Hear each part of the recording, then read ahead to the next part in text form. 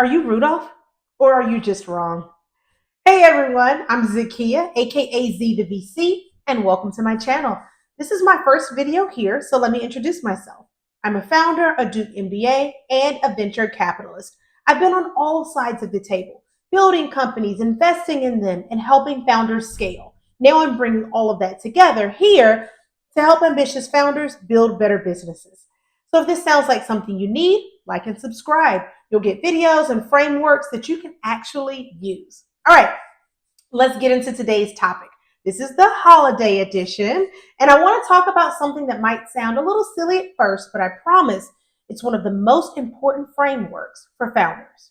We're talking about the one and only Rudolph the Red-Nosed Reindeer, and specifically three questions his story forces every founder to ask themselves. Let's dive in.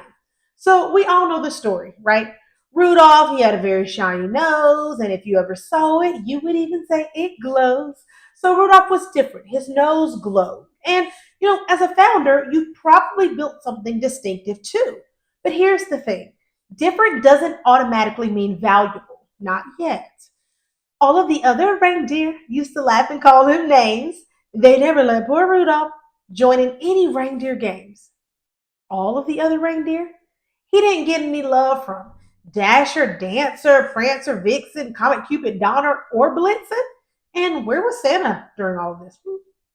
This is what building early feels like. You're solving a problem people don't see yet. VCs pass. Potential customers don't get it. You start questioning, am I delusional or are they just not ready? Maybe both.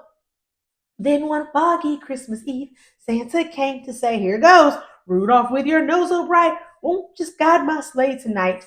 This is the inflection point, people. The market shifted. The problem Rudolph could solve suddenly mattered. But here's what most people miss. Rudolph didn't create the fog. He just had to be ready when conditions changed. Then how the reindeer loved him as he shouted out with glee, Rudolph the red-nosed reindeer, you'll go down in history. Yeah, you like that. Okay. And suddenly everyone who ignored him wants in. Remember, you don't have to let everyone back in. Success will reveal who's actually in your corner. However, don't let a chip on your shoulder lead to bad decisions.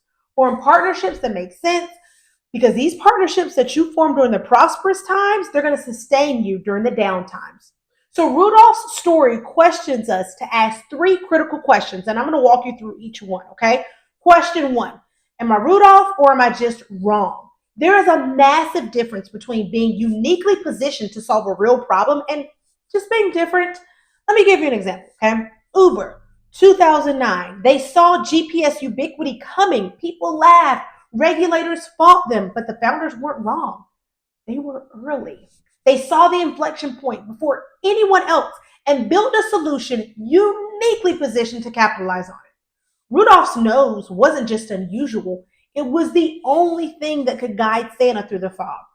When the problem emerged, no other reindeer could solve it. He was uniquely positioned. But if the fog was never a problem, then his glowing nose would be a cosmetic variation. Different but useless. So here's what you need to ask yourself. One, does your difference solve a problem that actually matters? And two, are you positioned in a way that makes you the best or only solution? If not, you're not Rudolph. You're just different. Okay, question two. Am I solving a vitamin problem or a pain pill problem? Problems fall into two categories nice to have, vitamins, or must have now, pain pills. One generates interest, the other revenue. Rudolph's nose solved an urgent problem. Santa had one shot to get Christmas right, and without that glowing nose guiding the way, kids around the world would have woken up to nothing. That's a pain pill, not a vitamin. Here's an example, right? I met with the founder. He was building a solution to a problem he personally experienced. That makes sense. But when I talked to his potential customers, they all said the same thing. Yes, this is annoying, but it's not really a major problem for us. It was a vitamin. And he couldn't show me why this would become urgent in the near future or why he'd be the only one positioned to solve it. It's not being early, it's solving a problem that doesn't hurt enough. Then question three, am I ready for my inflection point? You cannot force market timing, but you can position yourself to win when the market turns. Rudolph didn't create the fog. He couldn't convince Santa that the fog was coming. He just had to be ready when conditions changed. So ask yourself, Are you building in a way that positions you to capitalize when your moment arrives? Or are you burning through runway and capital, hoping the market shifts before you run out of time? So here's the bottom line. Rudolph didn't need approval. He needed the right problem at the right time and a solution only he could provide. You need to validate your problem deeply, position yourself uniquely, and be ready when conditions change. If you're wrong, pivot, learn, I don't know, build something else. But if you're right, you'll go down in history. And the reindeer who laughed, they can keep flying while you'll be flying private. So I want to hear from you. Have you ever felt like Rudolph solving a problem people didn't see yet? Drop a comment and let me know. If you found this helpful, subscribe to the channel. And if you want more frameworks like this, I send out a weekly newsletter for founders. The link is in the description box. There's more to come soon. Happy holidays, and I'll see you in the next one. Bye.